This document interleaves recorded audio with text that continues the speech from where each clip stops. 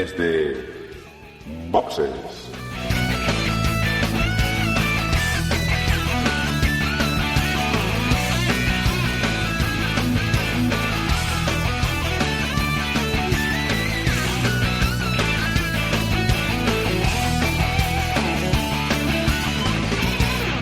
Muy buenas y bienvenidos a Desde Boxes Podcast, un podcast de Fórmula 1 que parecía que nos habíamos ido de vacaciones, pero no, estamos aquí al pie del cañón. Quien sí se había ido de vacaciones es la Fórmula 1 entera, que se ha tomado 3 semanas de parón entre el inicio asiático de la temporada y ahora ya empezamos con la temporada europea, la parte europea de las carreras de Fórmula 1.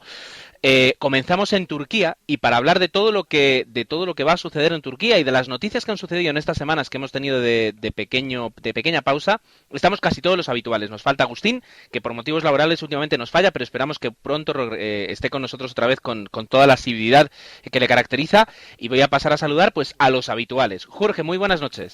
Muy buenas. Con ganas otra vez de volver al circuito, a ver carreras y a ver si a la vuelta de Europa las cosas se han igualado un poco, que si no va a ser un paseo militar de Red Bull. Y quien no tiene hoy crónica de carrera, porque no hay carrera a la cual cronicar, pero nos trae algunas noticias que seguro comentará, es Dani. Muy buenas noches. Muy buenas, pues ya había ganas de que llegara la Fórmula 1 al horario europeo, a las carreras clásicas como pueden ser Mónaco, y ver un poco pues cómo los equipos han aprovechado estas 3 semanas para retocar los coches y bueno, pues utilizar eso que han sacado en las primeras carreras de la temporada para continuar la evolución. Osvaldo también está con nosotros con muchas ganas de además analizar todo el negocio de la Fórmula 1, según me han dicho. Osvaldo, muy buenas noches. Hola, ¿qué tal? Pues también con ganas, sobre todo que yo falté a la última grabación, así que bueno, vamos a ver qué da de sí el podcast de esta noche. Saludo. Y cual superhéroe nocturno, guardando silencio, pero siempre al tanto de todo lo que ocurre, y yo creo que es el primero que se entera de cuando cuelgan una página de internet, porque está al tanto de todo.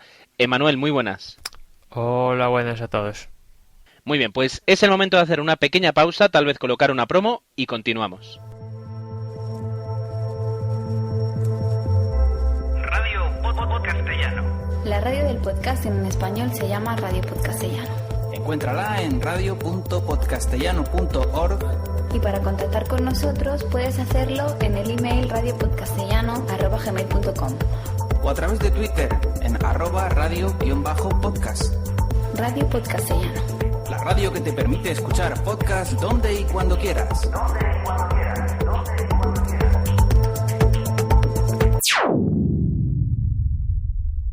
Y continuamos hablando, pues antes del Gran Premio de Turquía, en realidad de todas las noticias que se han dado, que se han producido en estas últimas semanas, porque siempre decimos la Fórmula 1 no empieza el viernes y termina el domingo, sino que también es una fuente generadora de noticias constantemente. Al fin y al cabo son 13 escuderías, son muchísimas personas implicadas y siempre hay un titular, siempre hay una innovación, siempre hay una novedad. De todas ellas hemos hecho un resumen y hemos decidido pues aquí traer las más relevantes o las que más nos han gustado. La primera que nos va a comentar Dani es ese rumor que ha salido, que se ha desmentido, pero que nunca sabes hasta qué punto será cierto, en el que Rupert Murdoch, recordemos que es el dueño de News Corp, es decir, de la Fox y de muchísimas productoras audiovisuales del mundo, y Carlos Slim, que es uno de los magnates, una de las personas más ricas del mundo, y también es dueña de, digamos, una empresa de telefonía mexicana que es de las más grandes del mundo. Pues ambos se habían propuesto hacerse con la Fórmula 1. Dani, ¿qué hay de cierto en todo esto y cómo ha quedado el partido? Bueno, pues de cierto, por ahora, como no hay una confirmación oficial, es pues la noticia que tenemos, esa intención que parece que tienen estos dos multimillonarios de asociarse y conseguir pues una buena parte, o no sé si querrán ya directamente toda la Fórmula 1.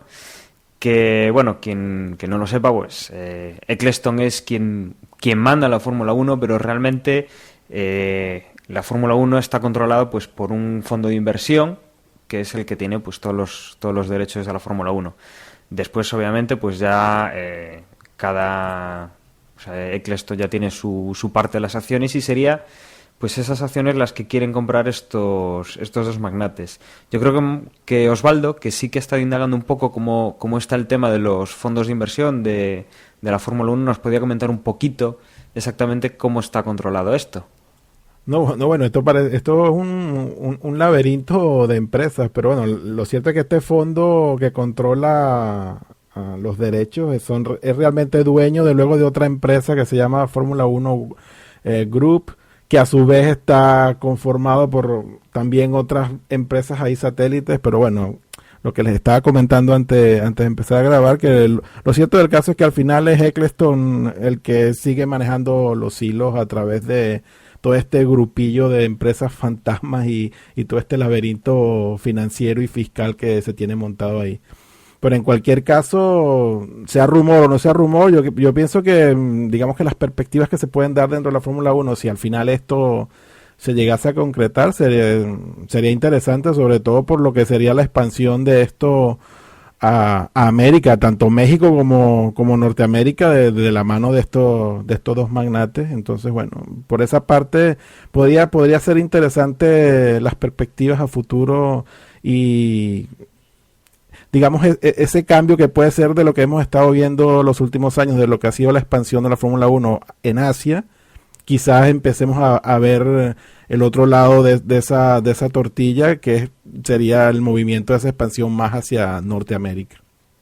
Bueno, pues de momento ha quedado así. Yo creo que son movimientos, especulaciones, mucha especulación y no tendríamos que tomárnosla en serio la noticia. Al fin y al cabo, además, si se produjera la compra, primero, no la íbamos a evitar nosotros desde este podcast, ni tampoco creo que pudiéramos influenciar en nada en cualquier cambio que hubiera en la Fórmula 1. Así que lo que tenga que ser será. En este aspecto, pues poquito podemos hacer. En una noticia totalmente diferente, saltaba la noticia la semana pasada de que Team Lotus, no confundir con Lotus GP antiguo Renault, Team Lotus de escudería nueva que entró el año pasado, pues ha comprado Caterham Cars. ¿Qué es Caterham Cars? Pues a lo mejor no nos suena mucho, pero en el Reino Unido sí que les suena. Caterham Cars es una casa muy pequeña de fabricación de deportivos que fabrica sobre todo un modelo, el Seven, que es un modelo muy particular y muy muy particular y muy tradicional, que se lleva muchos años vendiéndose en Estados Unidos y que representa un poquito también la deportividad en su esencia, ya que es pues prácticamente es un diseño tubular, sin apenas acabados, etcétera, etcétera, que lleva muchos coches, o sea, que lleva un motor muy potente y con el cual se compite mucho en Inglaterra, porque da mucha sensación de deportividad. Pues yo no sé qué es lo que busca, si en realidad lo que se intenta es dar un giro y empezar a acercarse a otras firmas deportivas, ya que con Lotus, pues en este caso no ha fructificado. Y la imagen de Lotus poco a poco se la está llevando Lotus GP. Pero bueno, la escudería malaya se ha hecho con Caterham Cars y vamos a ver qué es lo que sale a partir de ahora. Yo creo que, pues sobre todo marketing a la hora de el entramado, digamos, empresarial, pues puede salir beneficiado. Evidentemente, el Fórmula 1 no tiene nada que envidiarle, ni muchísimo menos al Seven, al pequeño deportivo, que os animo a que busquéis. Desde el 73, aquí está. Desde el 73. Pues vamos a ver qué es lo que ocurre. Yo creo que sí que la parte de Lotus se ve reforzada en cuanto a pequeño constructor, pero no deja de ser en realidad una anécdota y no creo que veamos ningún cambio. Pero bueno, aquí quedaba la compra de Caterham por parte de Lotus GP. Más noticias que queríamos traeros es que el circuito de la India que vamos a poder disfrutar este año ya tiene nombre y parece que poco a poco se va confirmando que todo marcha bien, a diferencia de lo que ocurrió con Corea el año pasado, ¿verdad, Dani? Pues sí, bueno, por lo menos yo creo que vamos a tener un poco más de tiempo para que acaben estas indecisiones que tuvimos el año pasado con Corea, de si estaría a tiempo o no, de si se levantaría el asfalto o no, y de, bueno, toda esa casi improvisación que sufrimos en este Gran Premio el año pasado.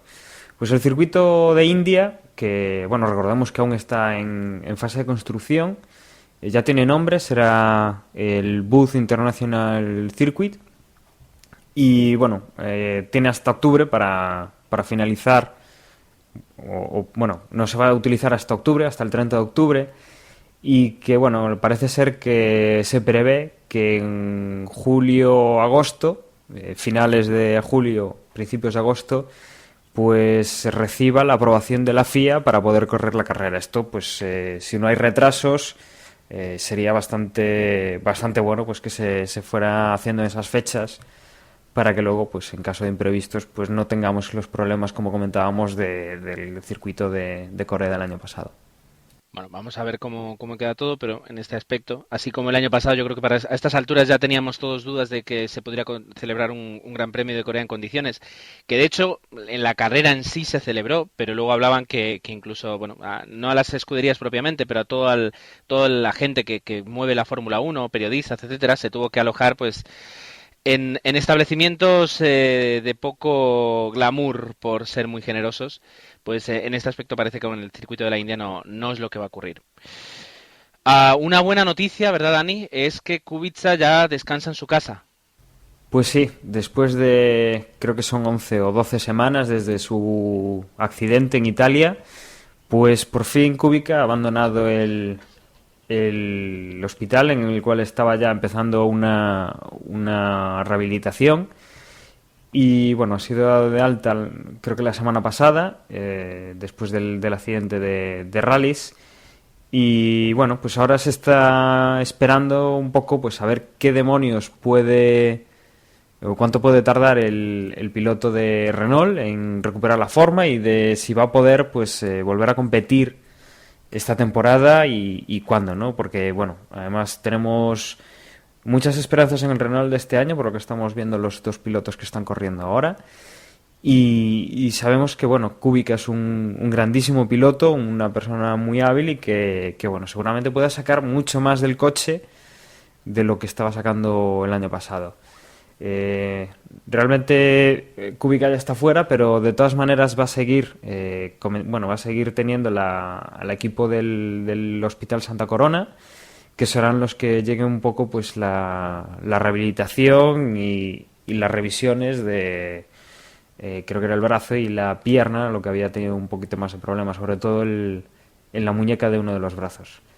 Hombre, en realidad lo que no queda claro o sea, todavía no se ha asegurado que Robert pueda volver a competir, y yo creo que hasta que no esté totalmente recuperado de una forma física y se pueda volver a subir en Fórmula 1 y empiece a hacer, pues, la rehabilitación en un Fórmula 1, no se sabrá hasta qué punto ha quedado recuperado, porque más allá de toda su voluntad, pues hay aspectos físicos y nervios, tendones, quiero decir, hay un punto en el que pues pueden quedarle secuelas, y nadie se ha aventurado a asegurar que vaya a volver a la competición. Sí existe la voluntad por su parte, desde luego, pero no se puede todavía asegurar, ¿verdad? Pues sí, tendrá que ponerse a hacer otro tipo de ejercicios. Ahora estará haciendo recuperación, y tendremos que ver, pues, cómo soporta el estar en un coche y cómo lleva el tema físico.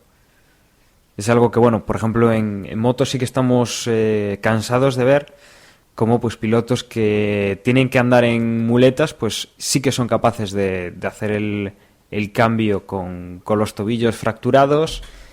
Pero bueno, estamos en Fórmula 1, es muy exigente, y hasta que no sea capaz de meterse, no digo en un coche Fórmula 1, pero que haga alguna hora de simulador para ver un poco cómo responde su cuerpo, pues no sabremos cuándo podrá volver a la competición. Bueno, pues nos quedamos a la espera. Seguramente iremos teniendo noticias, aunque es verdad que desde el momento del accidente, pues, se ha tranquilizado un poquito todo el flujo de noticias acerca de Robert. Al fin y al cabo llega un momento en el que no hay noticia, aunque sí es noticia, y yo creo que no le hemos valorado, o sea, que Robert salió hace unos pocos días, o sea, que ha estado mucho tiempo en el hospital, lo cual nos hace tener una pequeña referencia de lo grave que fueron sus lesiones. Es decir, ha estado literalmente meses, o sea, se puede decir semanas y casi meses en el hospital para recuperarse, y ahora empieza toda lo que es la recuperación, la rehabilitación, y todavía no somos conscientes de lo cerca que ha estado, ya no sé si de perder la vida, pero al menos de quedar seriamente con secuelas para el resto de su vida por el accidente tan brutal que tuvo. Recordemos que un guardarraíl se le cruzó en el coche y le destrozó el brazo y la pierna. Se temió en su momento porque pudiera perder o no la mano, es decir, hasta ese punto. Le deseamos, como siempre, lo mejor a Robert, esperamos poderle ver compitiendo y yo creo que es una lástima, tirando por la parte egoísta, no poderle ver competir con el Renault de este año, porque si Hatfield y Petrov están haciendo maravillas con ese coche, Kubica, pues tal vez estaríamos hablando ahora de alguna victoria y un podio casi seguro. Vamos a ver, esperemos que suceda pronto. Si va a suceder antes el Gran Premio de Mónaco. Estamos todos esperando, es el más clásico entre los clásicos, me atrevería a decir yo. Y una de las novedades que nos traía la Fórmula este año, que es el DRS, el alerón móvil trasero, que facilita los adelantamientos, pues está en duda y aunque todavía no se ha confirmado, muy probablemente no se va a utilizar. ¿Por qué? Algunos lo habréis ya pensado y otros no, pues lo explico de forma rápida. El circuito de Mónaco es de los más difíciles para adelantar. Y el DRS, o sea, el alerón trasero móvil, se utiliza solo cuando hay largas rectas donde el procedimiento de adelantamiento pues sea muy limpio, es decir, acercarse, igualar y en la frenada adelantar. Y se iguala esa velocidad gracias a que el alerón móvil produce menos carga aerodinámica. En el circuito de Mónaco tan solo el punto en el que más velocidad se alcanza y el punto en el que más se puede hacer esa maniobra de adelantamiento para la cual está diseñada el DRS es en el túnel y un fallo en el DRS, o sea, que no se accionara bien o que se accionara muy tarde, el escenario en el que un coche se encontrara prácticamente con mucha menos carga aerodinámica a la salida del puente o dentro del puente, podría provocar un accidente terrible, un accidente muy grave, y si ya es muy propenso el circuito de Mónaco a dar accidentes o a ponérselo muy difícil a los pilotos para que no tengan un accidente, con el DRS podría ser todavía peor. He dicho puente, quería decir túnel, disculpad. Perdón, quería decir túnel. Pues esa es la noticia que parece que no se va a utilizar. Tú, Emanuel, querías comentar algo más, ¿verdad? Pues sí, es que estos días se viene un poco hablando, sabes que esto del DRS, el KERS y otras cosas, pues los pilotos se vuelven un poco... O sea, eso es lo que han dicho algunos, principalmente Vettel, que se vuelven un poco locos con tanto botón en los volantes. Y lo que se ha sabido es que algunos equipos han puesto, digamos, alguna solución para no añadir cosas al volante. Y un sistema es el kickdown, que no sé si uno de vosotros os suena, que ya se utilizaba antes, pero que ahora lo que consiste básicamente es que el recorrido del pedal del acelerador tiene un recorrido, pero además el piloto puede pasar ese recorrido ya establecido y lo que hace al pasar ese recorrido es activar el KERS. Esto se dice que lo tiene Lotus, Renault, Ferrari, McLaren, creo que Red Bull no, este sistema. Y otros equipos, también como Mercedes, tienen un tercer pedal. Sabéis que en la Fórmula 1 hay solo dos pedales, acelerador y freno. Y Mercedes tendría un tercer pedal a la izquierda del freno para activar el DRS.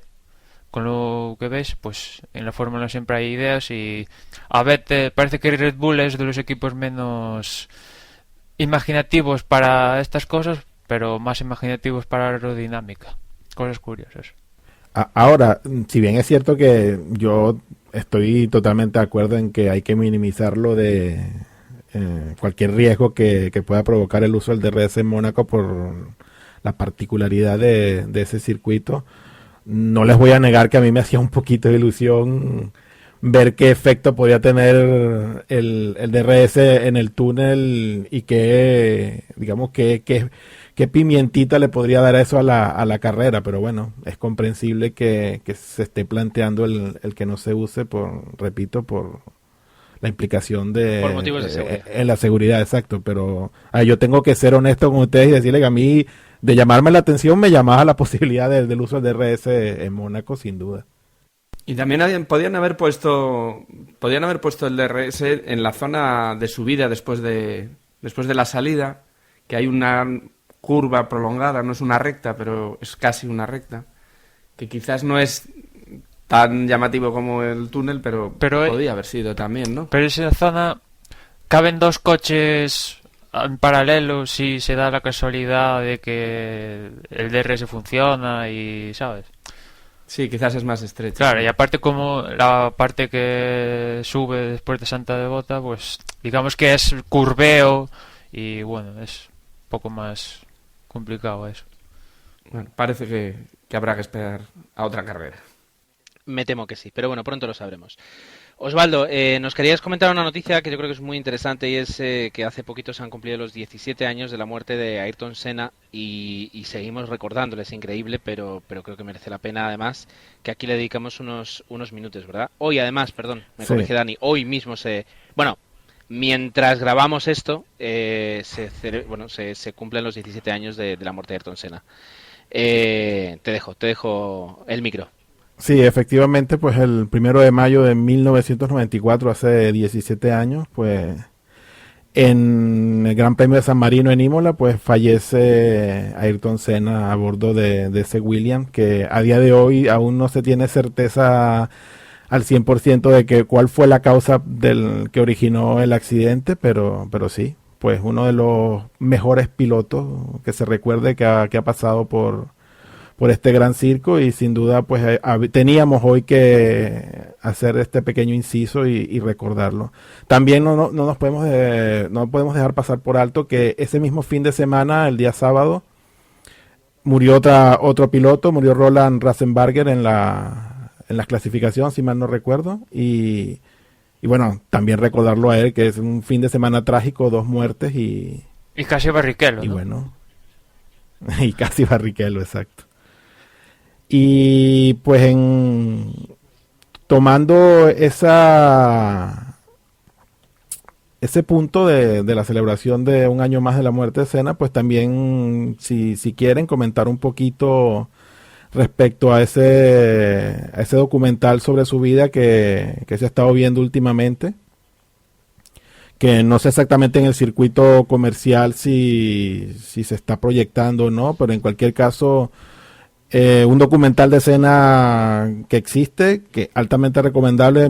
Muchos de nosotros aquí en el podcast ya lo hemos podido ver y sin duda, si eres amante o no de la Fórmula 1, yo creo que es un documental casi de visión obligada. Hay dos versiones de este documental: la versión que se puede ver en el cine, si esa es la oportunidad o la ocasión que tiene.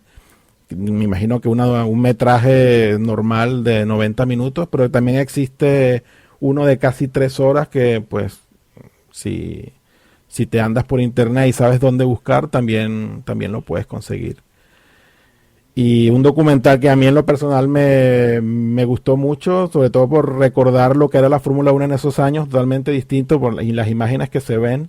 Y si hoy día nos quejamos de la FIA, pues tienen que ver las cosas que se dicen y se ven en ese documental de lo que era la FIA en esos años, y sobre todo de que era la FIA contra Ayrton y cómo la guerra personal que tenía Ayrton Senna contra la FIA en esos años. Y sin duda una película que hay que ver para recordar a este magnífico piloto y bueno, para disfrutarlo. Sí. Aquí en España se estrena el 27 de este mismo mes, de mayo, y es lo que dice Osvaldo, que va a tener pues una horita menos con respecto a lo que vendría a ser la edición en Blu-ray y DVD. Una hora más que dicen que bueno, que es una hora un poco más dedicada a Prost, la parte larga, y quizás la parte el que se emita en cine, digamos que se queda un poco cojo en cuanto al aspecto Prost-Senna, y que en ese ampliable sí que entran más en el pie de Prost y Senna. Añadir respecto a eso que a mí en lo personal el enfoque, bueno, como todo documental y un documental dedicado a la figura de Senna, pues no es todo lo objetivo que uno podría esperar y sobre todo en ese aspecto que comenta Manuel, que digamos el aspecto hasta cierto punto más llamativo, que es la guerra que existió en esos años entre Prost y Senna. Si bien yo siento que no ha sido tratada 100% objetivo, no está mal. Se muestra todo lo que dio de sí ese encuentro deportivo, esa guerra deportiva, pero bueno, Porque a mí realmente Prost nunca me cayó mal como piloto y siempre le tuve cierta consideración. Sí me parece que si bien es cierto no lo ponen así como que el malo de la película, tampoco lo ponen como el bueno o un tratamiento un poco más equilibrado. Yo hubiese esperado un tratamiento más equilibrado, pero entiendo también la visión del director del documental, siendo esto un documental dedicado a Senna, pues que haya inclinado un poco la balanza hacia su lado, pero repito, es imprescindible el visionado de este documental si te gusta el motor y la Fórmula 1. Bueno, pues yo creo que cuando se estrene, cuando todos lo podamos disfrutar, sí que algo habrá que hacer para poder comentar el documental a fondo. Y hasta ahí yo quiero leer. Vamos con las dos últimas noticias. Las dos nos las trae Jorge y una habla de Bahrein y la otra habla de Pirelli. Jorge. Pues como hablábamos del 1 de mayo, que es el aniversario de la muerte de Ayrton Senna, también era la fecha en la que la FIA había dado de plazo para que se decidiera qué iba a pasar con el Gran Premio de Bahrein, que se había aplazado por problemas sociales, políticos en el país. Y aunque la intención de los líderes de ese país es ponerla, aunque sea en otra fecha, y por parte de Ecclestone, con declaraciones a favor de que se haga, pues a día de hoy, ya estamos acabando el día, grabamos por la noche, no se ha confirmado ni desmentido que se va a celebrar el Gran Premio. No sabemos, pero aunque tienen mucha intención, yo soy de la idea que se les acaba los plazos. No sé qué opináis vosotros. Yo creo que va a ser complicado, pero que se puede meter. Es decir, en alguno de esos parones de 3 semanas, cuando ahora tendría que ver perfectamente el calendario para ver cuándo vuelve por Asia o cuándo sale de Europa la Fórmula 1, pero que en algún momento sí que se puede meter ahí una carrera. ¿Cuándo? Pues sí, es complicado, pero a ver. Estoy abriendo el calendario y, por ejemplo, aquí, justo, entre Italia, que es entre el 11 de septiembre y el 23 de septiembre, que pasa de Italia a Singapur, pues ahí hay un hueco. Y luego si nos ponemos también, pues entre el 25 de septiembre y el 7 de octubre, que es entre Singapur y Japón, ahí hay otro hueco. Está todo cogido con pinzas, pero también del 30 de octubre al 11 de noviembre... pues ahí van 2 semanas y está entre Corea y la India o de entre la India y Abu Dhabi. Yo creo que por ahí podría ir. Yo creo que es más un tema logístico de ser capaces de mover todo lo que hay que mover, pero que si se puede hacer se hará. Y habrá que ver. Seguramente para esas fechas habrá escuderías como tal vez ahora mismo sería Red Bull, que se opondrán a correr un nuevo Gran Premio, y otras escuderías como Ferrari que estarán muy interesadas en correr ese Gran Premio, porque al fin y al cabo son más puntos los que se juegan ahí. Así que, pero bueno, es esperar a ver qué se inventa Ecclestone, ¿verdad? Sí, cómo acaba la situación del país, porque aunque parece que está algo mejor, tienen verdaderos problemas. Y eso tampoco lo puede decidir Ecclestone.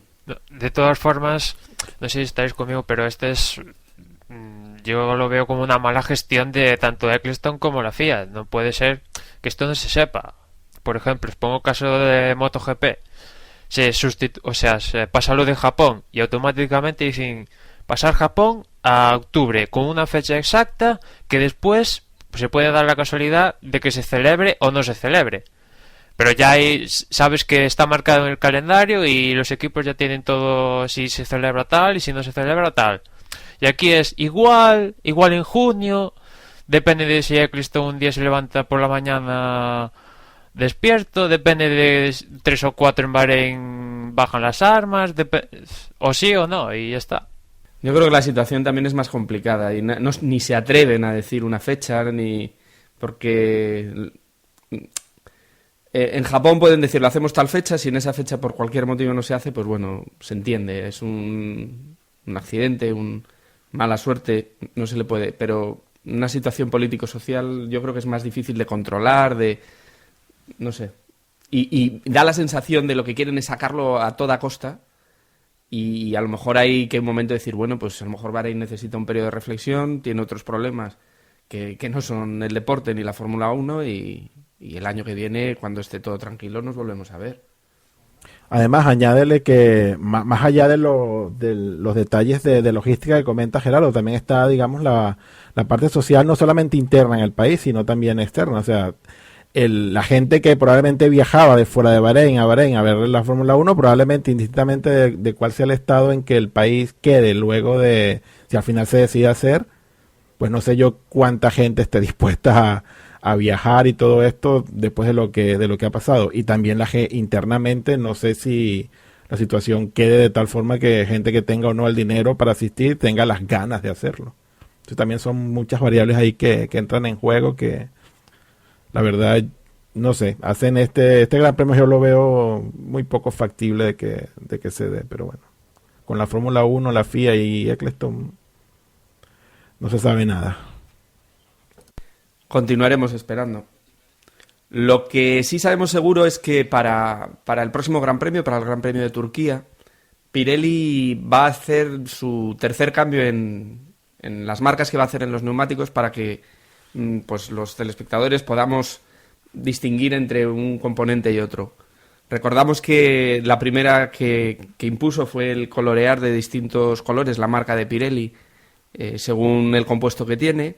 Esto no se veía muy bien y en Malasia introdujeron dos bandas laterales alrededor del neumático al estilo que tenía Bridgestone y aunque fueron sustituidas por plateadas en China para ver si se veían algo más, pues al final ahora la Pirelli ha decidido que lo que va a hacer es pintar toda la banda donde va el nombre, donde va Pirelli, va a ser toda una banda de color, de tal manera que cuando gire el neumático se va a ver directamente el color y no se va a mezclar con el negro, con el gris oscuro del neumático y se va a ver mucho mejor. Bueno, si es en beneficio de que disfrutemos y veamos a primer vistazo cuál es el tipo de neumático que llevan y funciona mejor, pues bienvenidos sean los cambios. Además, hay que darles, yo creo que, un margen de confianza. Están empezando, o por lo menos volviendo a la Fórmula 1 y bueno, a ver cómo lo vemos en Turquía. Sí, yo creo que... Lo bueno perdón, dale, Manuel. No, yo iba a decir que sí, que yo veo que este ya es el cambio definitivo y que va a ser ya la definitiva y que se va a ver muy bien. Y una cosa, estamos hablando de Fórmula 1 y ya que no sabéis por qué en China los neumáticos blandos fueron con esas dos bandas plateadas. Pues sí, porque no tuvieron suficientes rotuladores dorados para ponerlas como en Malasia, con lo cual lo tuvieron que poner plateadas. Qué fuerte. Qué fuerte. Repito, muy fuerte. Pero bueno, ¿qué vamos a hacer? Muy bien. Nos hemos quedado sin noticias, lo cual significa que vamos a entrar a hablar ya directamente del Gran Premio de Turquía. Yo creo que es un circuito que podríamos llamar estándar en cuanto a que es un tilcódromo. Osvaldo, corrígeme si me equivoco. No te equivocas, Gerardo. Efectivamente es un tilcódromo el circuito de Estambul.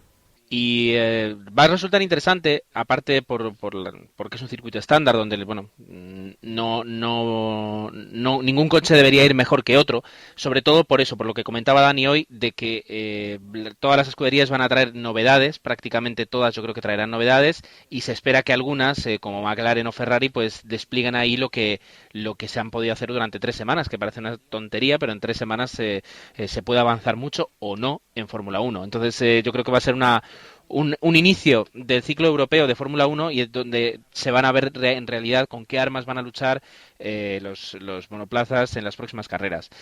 ¿Cuándo lo podremos ver? Pues eso Emanuel lo controla siempre muy bien. ¿Cuándo vamos a poder ver la carrera, Emanuel? ¿Y cuándo vamos a poder ver los entrenamientos y la calificación? Pues por fin empezamos con un horario europeo a medias, por así decirlo. El viernes empezamos con los primeros libres a las 9 de la mañana. Después los libres 2 a la 1. El sábado los libres 3 a las 10. La clasificación a la 1. Y después la carrera estándar europea a las 2 de la tarde. Quizás podríamos añadir Bien. una cosa del circuito y es nos pasa ahora que cuando hablamos siempre en el previo a las carreras, a los grandes premios, no sabemos exactamente dónde se va a introducir la zona del DRS, la zona donde van a poder los pilotos utilizar este nuevo sistema. parece que lo lógico sería en la última recta antes de la recta o en la recta final, en la recta de meta o en la anterior. Tiene esas dos rectas que favorecerían porque acaban en dos curvas bastante cerradas y habrá que ver cuál de las dos al final deciden. Y otra de las cosas que habría que hablar de este circuito es de cómo va a tratar las gomas estos neumáticos Pirelli tan blandos y que se degradan tan fácilmente, esa curva 8 de la que hemos hablado en otras ocasiones, en otras temporadas, y que los equipos por lo menos han hablado de ella como que puede ser determinante a la hora de la carrera en sí.